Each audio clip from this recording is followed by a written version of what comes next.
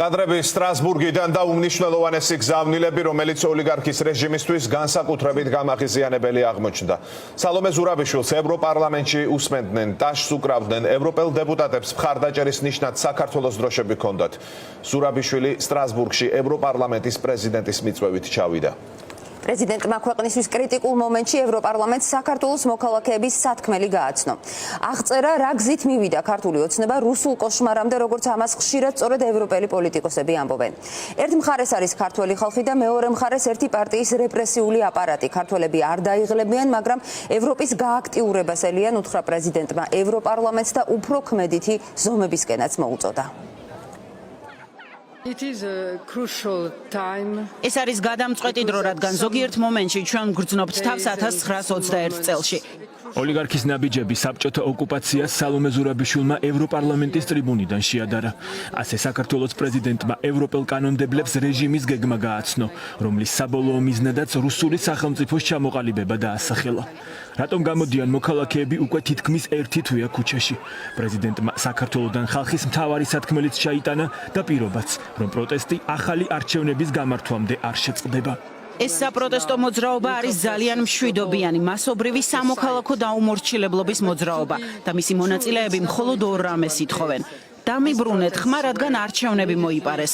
დამიბრუნეთ ჩემი ევროპული მომავალი და არის ახალი არჩევნების გამართვის მოთხოვნა. საქართველოში არ არის ორი მხარე. ერთ მხარეს არის საქართველოს მოსახლეობა და მეორე მხრივ არის ერთი პარტიის რეპრესიული აპარატი. მმართველმა პარტიამ დაიჭირა ძალიან მკაფიო რუსული გეზი. ხანდახან მათ უხდებათ თავის მოჩვენება, თითქოს რამე გზით დაუბრუნდებიან ევროპას. რატომ? იმიტომ რომ მათი მხარდამჭერების უკანასკნელ წრესაც კი სურს ევროპული გზა. ისევე როგორც საქართველოს მოსახლეობის 80-90% სურს ეს.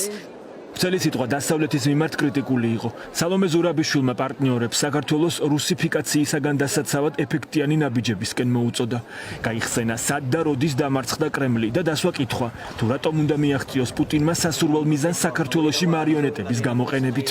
საქართველო ევროპისთვის არის იმ გლობალური ბრძოლის ნაწილი, რომელსაც რუსეთი აწარმოებს მის წინააღმდეგ. მას შემდეგ, რაც რუსეთმა წააგო სირიაში, საქართველოში უნდა გაიმარჯვოს. მას შემდეგ, რაც რუსეთმა ვერ შეძლო უკრაინაზე მოეხვია საკუთარი თავი, საქართველოში უნდა გაიმარჯვოს. მას შემდეგ, რაც რუსეთმა მარცხი განიცადა მოლდოვაში, საქართველოში უნდა გაიმარჯვოს. და თუ დამარცხდება რუმინეთში, საქართველოში უნდა გაიმარჯვოს. რა თქმა უნდა, ეს შეკითხვები თქვენ მიმართა, რადგან რასაც ახლა რუსეთი ცდის ჩვენთან, ბევრად ნაკლებ ხარჯიანი ინტერვენცია. ის იყენებს თავის მარიონეტებს, ჩვენ საერთო დემოკრატიულ ინსტრუმენტებს, არჩევნებს, არჩევნების გზით გვახვევს თავს საკუთარ წესებსა და ძალას. ევროპა არის საქართველოს კორუმპირებული ელიტისა და ლიდერების დანიშნულების ადგილი. მათ გადმოაქვთ პოსტსაბჭოთა რუსული მმართველობის სტილი საქართველოში, მაგრამ სიხარულით ხარჯავენ ფულს ევროპაში. მათ სურთ კორუმპირებული რუსული წესები ქართველებისთვის, მაგრამ საკუთარი თავისთვის სურთ ევროპა. საქართველოს პრეზიდენტს ვრცელი სიტყვა ტაშით რამდენჯერმე შეაწყვეტინეს. ზურაბიშვილს ევროკავშირის საკანონმდებლო ორგანოს დარბაზში საქართველოს დროშებით დახვდნენ. პრეზიდენტის გამოსვლა ევროპარლამენტის დატვირთულ დღის წესრიგში რობერტა მეცოლას თანხმობით გაჩნდა. ინიციატივა კი ევროპარლამენტის ყველაზე გავლენიან ჯგუფებს ეკუთვნოდათ, რომელთა წარმომადგენლებიც თბილისში ახლახანს იმყოფებოდნენ. ოქტომბერში კი თავად ნახეს, როგორ მიიტაცა ოლიგარქმა ხალხის ხმა. ეს პალატა გამოვიდა გადამწყვეტი მოქმედებებისკენ მოწოდებით და ჩვენ ვიმეორებთ ამ მოწოდებას ახლა. მე ვიცი, რომ საქართველოში ბევრი შიშობს საკუთარი ქვეყნის მომავლის გამო. ასევე ვიცი, რომ ვსაუბრობ მთელი ამ პალატის სახელით, როდესაც ვეუბნები ყველა ქართველს, რომელიც იყურება ევროპისკენ მხარდაჭერისთვის, რომ ისინი მარტო არ არიან. ჩვენ გხედავთ, გვესმის თქვენი და ჩვენ თქვენთან ვართ. ევროპარლამენტი მტკიცედ დგას ქართველი ხალხის გვერდით ევროპისკენ თქვენს გზაზე და ჩვენი კარი ყოველთვის რჩება ღია. ევროკავშირის საკანონმდებლო ორგანო ცესკოს დაწერილ შედეგებს არალეგიტიმურს უწოდებს. ეს პოზიცია ევროპარლამენტმა ბოლო რეზოლუციაში ასახა, რომლითაც წევრ ქვეყნებს ივანიშვილის და რეჟიმის სხვა წარმომადგენლების სანქცირებისკენ მოუწოდა. დასავლეთიდან ხალხის მხარდაჭერა ოლიგარქის ეგრეთ წოდებულ ხელისუფლებას განსაკუთრებულად აშინებს და ამიტომ ერთადერთ გამოსავალს პროპაგანდაში ხედავს და ევროპარლამენტის დაკნინებას ცდილობს. ვისაც არ ეზარება და ვინც ასრულებს მიჯითებებს, ყველა საქართველოს წინააღმდეგ ილაშქრებს. სალომე ზურაბიშვილის მიწვევით ქართველების მიმართ პოლიტიკური მხარდაჭერის დემონსტრირების გარდა რა გავლენა აქვს ევროკავშირის პოლიტიკაზე ამ პარლამენტს. ანალიტიკოსები ოცნების დეზინფორმაციის საპასუხოდ განმარტავენ, რომ საკანონმდებლო ორგანოს ევროკავშირის მმართველი პარტიები აკომპლექტებენ.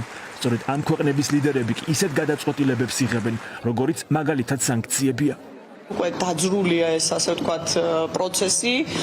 ბალტიისპირეთის ქვეყნებმა უკვე გამოაქვეყნეს ინდივიდუალური სანქციები და ამ სანქციების ლისტი რაღაცა შეზღუდული არ არის. ყოველდღიურად იზრდება ყველა ის მოსამართლე, ყველა ის ძალოვანი სტრუქტურის წარმომადგენელი, ყველა ის პოლიციელი თუ ვინც ნებისმიერი ადამიანი, რომელიც ძირს უთხრის ბიძინა ივანიშვილის თამადობით საქართველოს დამოუკიდებლობას და ასე ვთქვათ ევროატლანტიკურ ინტეგრაციას, აუცილებლად კიდევ უფრო მეტად გაიზრდება ეს სია, იმიტომ რომ ეს ადამიანები არიან ჩართული მშვიდობიანი მოქალაქეების ტანჯვაწამებაში და არაადამიანურ და არახუმანურ მოპყრობაში.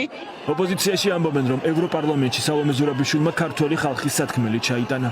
მათ შორის კრიტიკაც, რომ დასავლეთი ოცნების ანტიდემოკრატიულ ნაბიჯებზე არასაკმარისად მკაცრად რეაგირებს.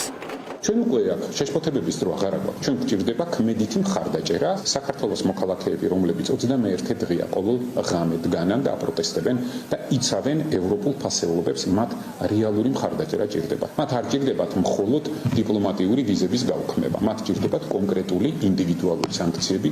ევროპარლამენტის მკაფიო მხარდაჭერა და ზურაბიშვილისათვის ტრიბუნის დათმობა განსაკუთრებულად მნიშვნელოვანი ახლა იმითაცაა, რომ რეჟიმმა პრეზიდენტი უკვე ყაველაშვილს დაარქვა. სალომე ზურაბიშვილი კი როგორც თავადვე აანონსებს, არაპირებს არაღიარებული პარლამენტის რჩეული ლეგიტიმურ შემცვლელად ცნოს. პოსტის დატოვებას მხოლოდ ახალი არჩევნების შემდეგ გეგმავს, რომლის მისაღწევად პრეზიდენტს სწორედ დასავლეთის იმედი აქვს.